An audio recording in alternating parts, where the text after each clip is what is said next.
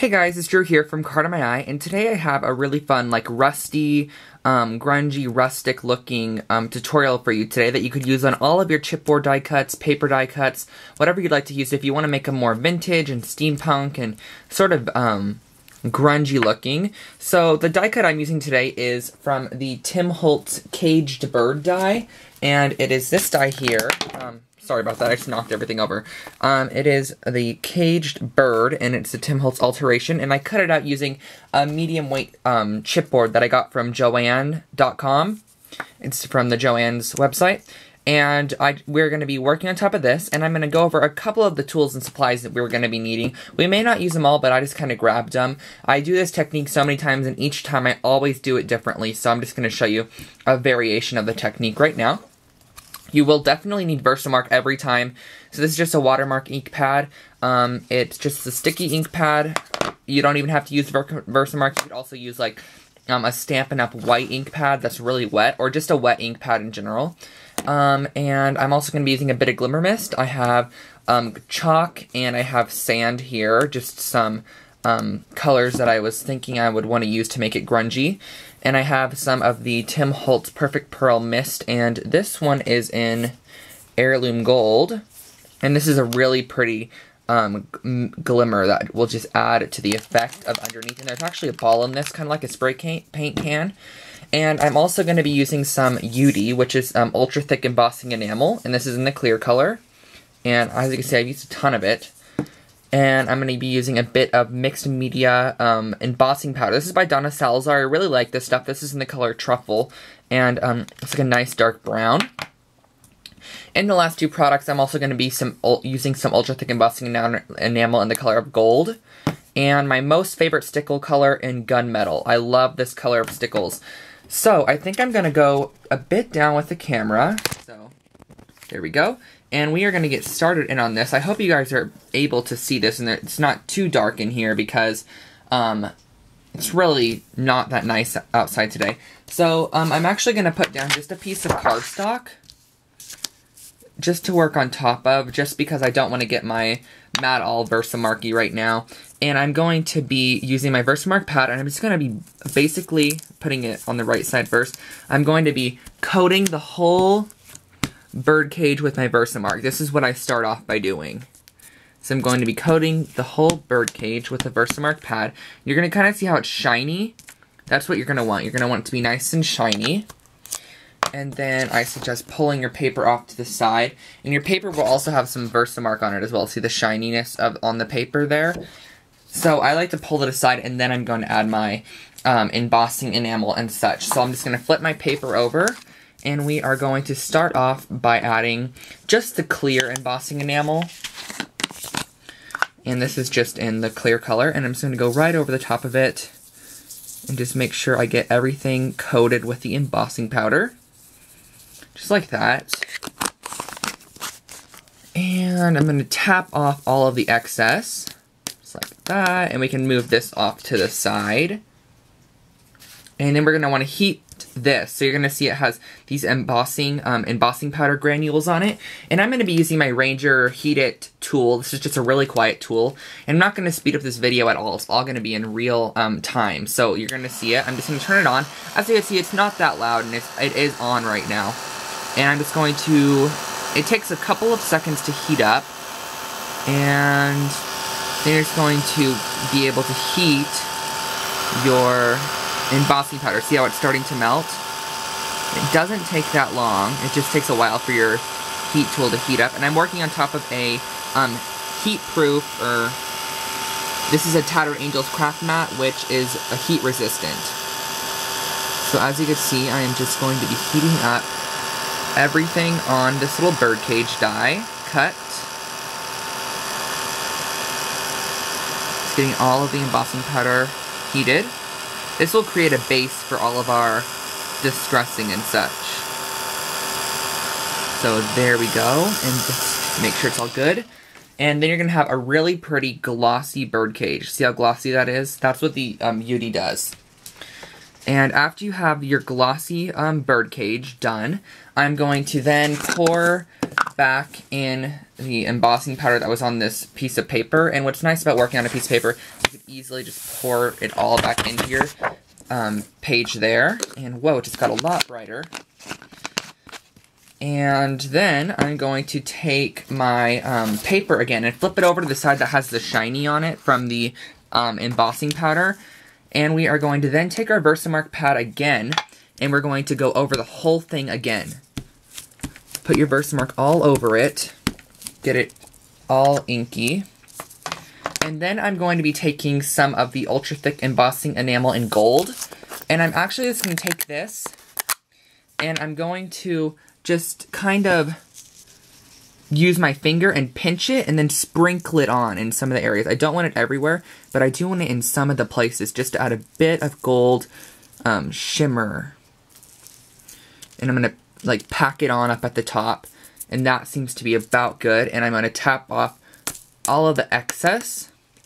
And then see, this is what I was talking about. It's nice to work on the piece of paper because you could easily put it all back into your craft sheet. Sorry if that was loud. That's what I'm talking about by the embossing, if it will focus, that the embossing powder is going to be on your sheet, so it's going to hold some of it. I forgot to flip it over before I added on my gold. And then, after we add on the gold, I'm actually going to flip it over and I'm going to add on the truffle. And the truffle is going to go in all of the areas that the gold is not on. So this is a truffle, and I'm just going to pour it over the whole bird cage. And it's just going to fill in the areas that the gold is not on, if that makes sense. And I'm going to tap it all off. And then in just a second here, I'll be able to show you what I mean. So see how this area has a gold, and then everything else is a truffle, but there's a bit of gold on there, here and there. And then you're going to be able to simply put all your embossing powder back in its container here. And just close it. And you're going to be able to heat set this. And I'm just going to work on top of this craft sheet here. And I'm going to heat set it again until everything is melted.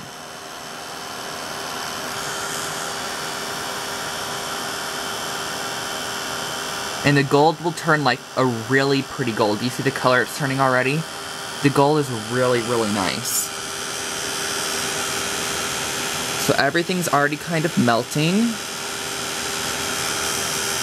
And it will sort of all blend in with the clear base that we did. So I don't really know how to explain it, but it's really nice. And I love the look of the mixed media embossing powder, the Donna Salazar. It's just a really nice color. It's going to heat over your whole thing just to ensure everything is heated. And anything like any of these granules, because they will melt, they'll wipe right off of your craft sheet. And then you're going to have something that looks like this. See, look how neat that looks. Really, really cool. And you're just going to let that sit, and then we're going to be doing a bit of spraying and inking. And this is going to get to your grungy part. So you're going to let that sit, just make sure it's all dry. So it's all dry. It doesn't take that long, and you can see what it looks like here. And I'm going to be taking a bit of Stickles, and the way I use these is I'm going to actually just go right onto my craft sheet, and add a good amount of them. And then I take my finger, like this, and I'm going to just dab it on top of it, and it's going to make it look all old and grungy and rustic looking. So I'm going to actually take a bit more, and just kind of tap it on top. Like this, and it's good. The reason I like the gunmetal is because it's not too sparkly.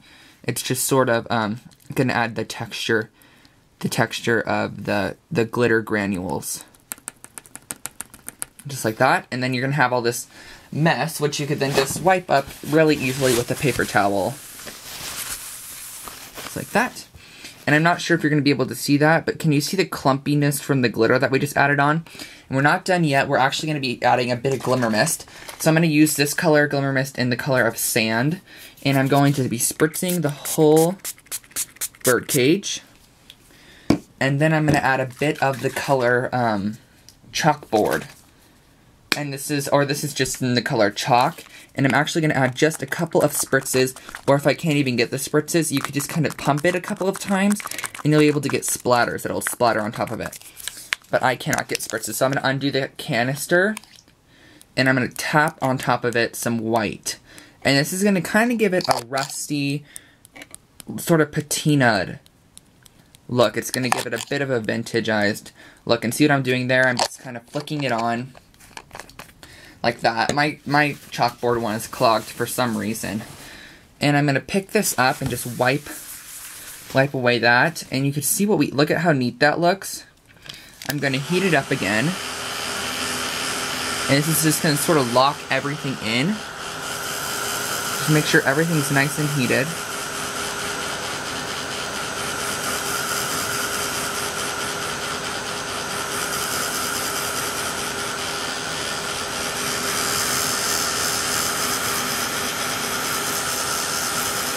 Like that. And can you see how rustic this is looking so far? Can you see the different textures in there that happens? Isn't that neat? I really like it. It has like the bit of goldy, copper, bronze look. And the gunmetal Stickles adds a great texture to it. Sort of dimensional.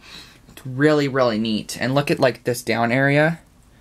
See how rustic it's looking so far? Really nice. And that's what the white chalkboard mist is doing, is it's gonna fill in all your blanks and look like there's actually silver in there. But we did not even use any silver. And then the last step that we're gonna be doing is we're gonna take the Perfect Pearl Mist from Ranger and Tim Holtz and just spritz over our whole piece, just like that. And I'm gonna just heat it up.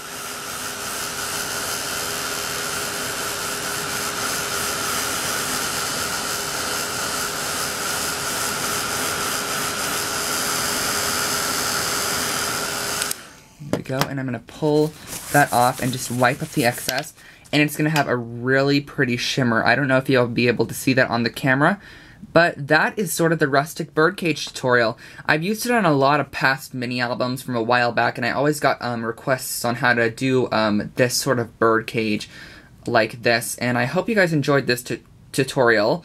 And don't forget to give it a try and leave it as a video response below. And don't forget to comment, rate, and subscribe, everyone. Isn't this so cool? I love the way it looks. It's so rustic and looks really textured, and it's more of a flat coating on there. So I hope hope this worked out for you guys, and have a great day. Bye, everyone.